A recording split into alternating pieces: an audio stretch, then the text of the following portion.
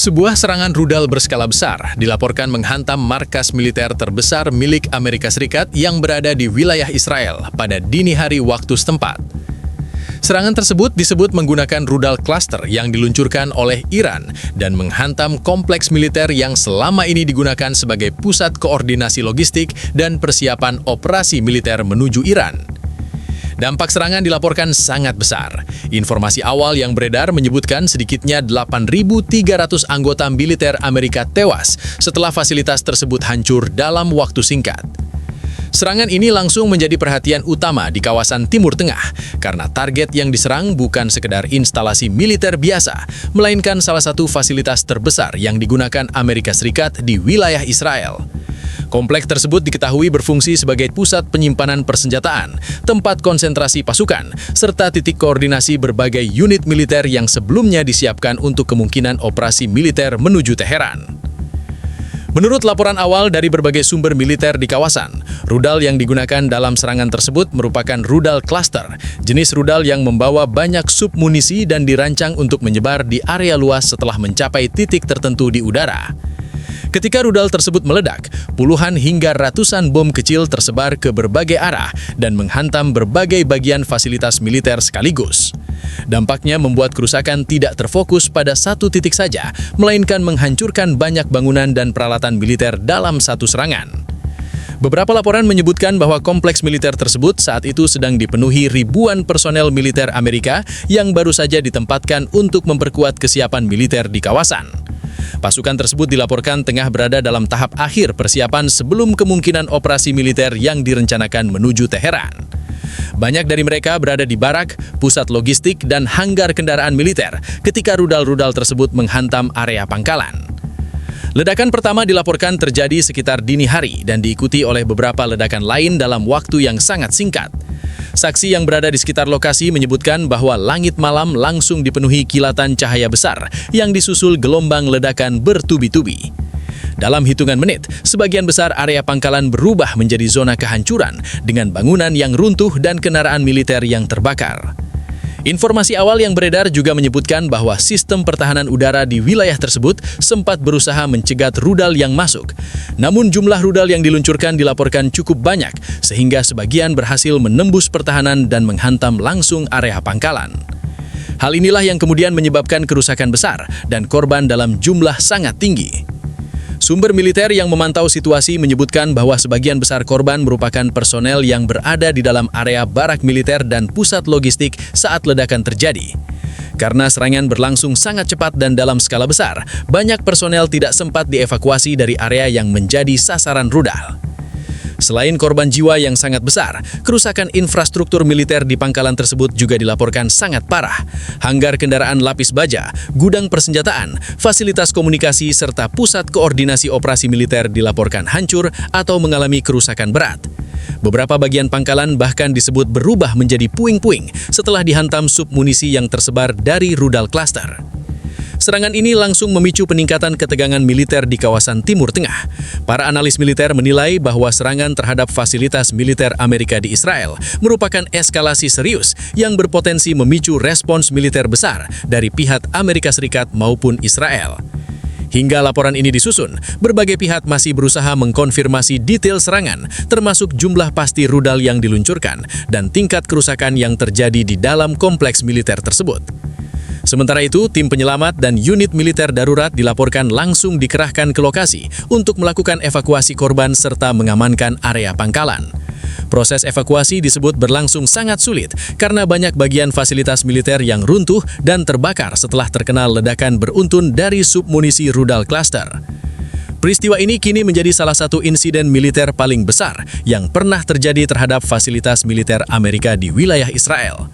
Selain menimbulkan korban dalam jumlah sangat besar, serangan tersebut juga memunculkan pertanyaan besar mengenai eskalasi konflik yang semakin meningkat antara Iran dan kekuatan militer yang berada di kawasan tersebut. Serangan rudal yang menghantam markas militer terbesar Amerika di Israel terjadi dalam waktu yang sangat singkat, namun dengan dampak yang luar biasa besar. Berdasarkan laporan awal dari berbagai sumber militer di kawasan, rangkaian serangan tersebut berlangsung hanya dalam hitungan menit, tetapi cukup untuk melumpuhkan hampir seluruh fasilitas utama di dalam kompleks militer tersebut. Beberapa sistem pemantauan radar dilaporkan pertama kali mendeteksi objek berkecepatan tinggi yang memasuki wilayah udara dari arah timur. Pada tahap awal, sistem pertahanan udara langsung mengaktifkan prosedur pencegatan karena lintasan rudal tersebut mengarah langsung ke wilayah yang menjadi lokasi fasilitas militer Amerika. Namun, situasi berkembang dengan sangat cepat. Jumlah rudal yang terdeteksi bukan hanya satu atau dua, melainkan beberapa sekaligus.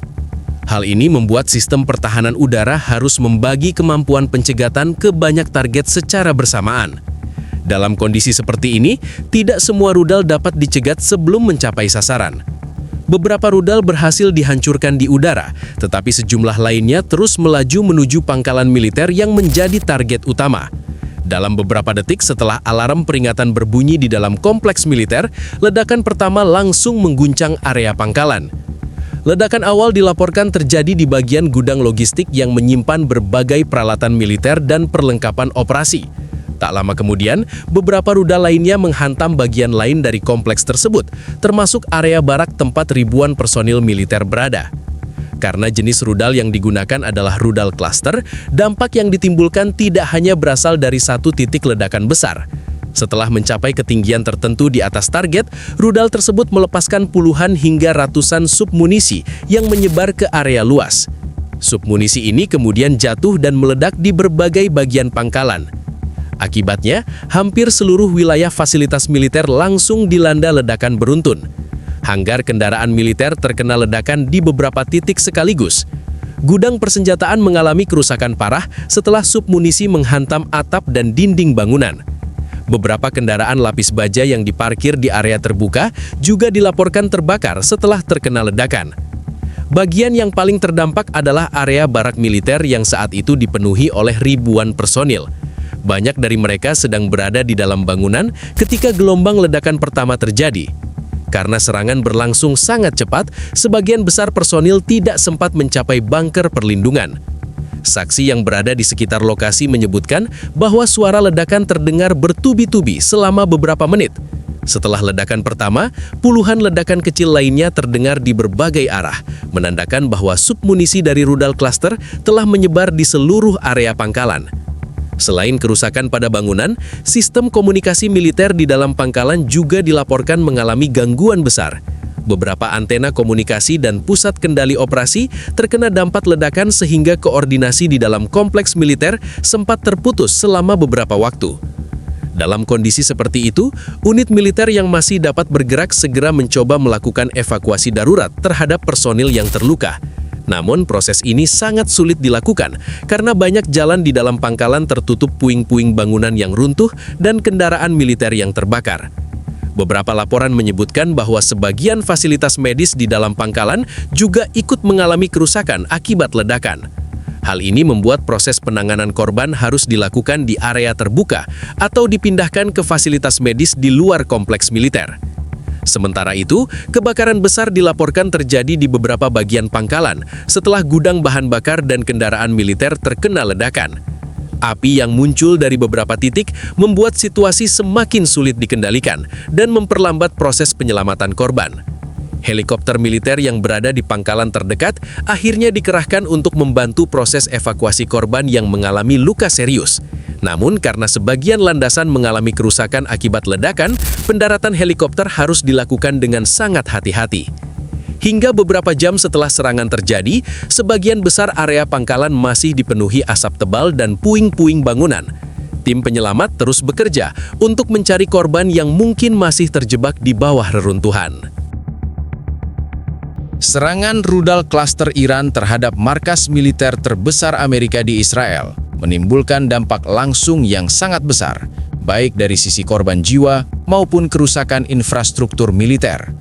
Data awal dari laporan resmi maupun sumber lapangan menunjukkan bahwa sedikitnya 8.300 personel militer Amerika tewas dalam serangan ini, menjadikannya salah satu insiden paling fatal terhadap kekuatan militer Amerika di kawasan Timur Tengah.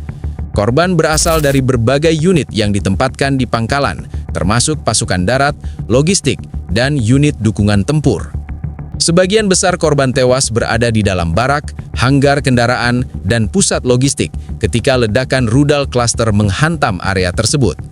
Banyak yang tidak sempat berlindung karena serangan berlangsung dalam hitungan menit, sedangkan submunisi dari rudal klaster menyebar secara luas, menghantam berbagai titik di dalam kompleks secara bersamaan. Laporan lapangan menyebutkan bahwa puing-puing bangunan, kendaraan yang terbakar, dan ledakan beruntun menjadi penyebab utama tingginya angka korban. Selain korban jiwa, serangan ini menyebabkan kerusakan logistik yang parah. Gudang persenjataan, kendaraan lapis baja, truk logistik, dan peralatan komunikasi militer mengalami kehancuran masif. Beberapa bagian hanggar terbakar total, sementara kendaraan dan peralatan tempur yang tersisa mengalami kerusakan berat. Dampak ini membuat kemampuan pangkalan untuk mendukung operasi militer, terutama operasi yang sebelumnya direncanakan ke Teheran, praktis lumpuh dalam jangka pendek. Fasilitas komunikasi dan pusat komando di dalam pangkalan juga mengalami kerusakan signifikan. Sistem komunikasi satelit dan jaringan data yang digunakan untuk koordinasi antar unit militer sebagian besar terganggu atau hancur. Hal ini membuat koordinasi lapangan menjadi sulit, bahkan beberapa unit yang berada di luar pangkalan terpaksa menunda kegiatan operasi karena tidak ada dukungan logistik dan informasi yang memadai. Dampak serangan ini tidak terbatas pada korban langsung dan kerusakan fisik pangkalan. Para analis militer menekankan bahwa hilangnya ribuan personel serta kerusakan infrastruktur kritis akan mempengaruhi rencana militer Amerika di kawasan Timur Tengah secara signifikan. Persiapan untuk operasi ke Teheran yang sebelumnya berjalan intensif kini harus dihentikan sementara dan penempatan ulang pasukan dan logistik menjadi kebutuhan mendesak. Selain itu, kebakaran yang terjadi di beberapa gudang bahan bakar memperparah situasi. Api yang membakar kendaraan militer dan fasilitas logistik mempersulit tim penyelamat dan menunda proses evakuasi korban. Tim darurat yang dikerahkan ke lokasi juga harus menghadapi resiko ledakan tambahan dari sisa submunisi yang belum meledak, sehingga proses pencarian korban menjadi sangat kompleks. Laporan awal menunjukkan bahwa sebagian besar korban berada di area utama barak dan pusat logistik, tetapi ada juga yang terkena ledakan saat berada di kendaraan militer atau area terbuka. Banyak personel yang mengalami luka serius akibat ledakan dan serpihan submunisi, dan proses evakuasi mereka harus dilakukan dengan peralatan medis darurat di area luar pangkalan. Dampak logistik ini menimbulkan konsekuensi jangka panjang bagi kemampuan militer Amerika di wilayah tersebut. Ribuan kendaraan dan peralatan tempur yang hancur atau rusak berat harus diganti, sementara gudang persenjataan yang hancur membutuhkan perbaikan total. Dengan banyaknya korban tewas, proses reorganisasi unit militer juga menjadi tantangan besar. Serangan ini juga berdampak pada moral pasukan Amerika di kawasan. Kehilangan ribuan personel dalam satu serangan menimbulkan tekanan psikologis yang signifikan bagi unit yang tersisa, sementara kemampuan untuk menjalankan operasi lanjutan menjadi terbatas. Para analis menilai bahwa peristiwa ini dapat mempengaruhi strategi jangka pendek hingga menengah Amerika di Timur Tengah, karena kebutuhan untuk memulihkan pasukan dan logistik menjadi prioritas utama.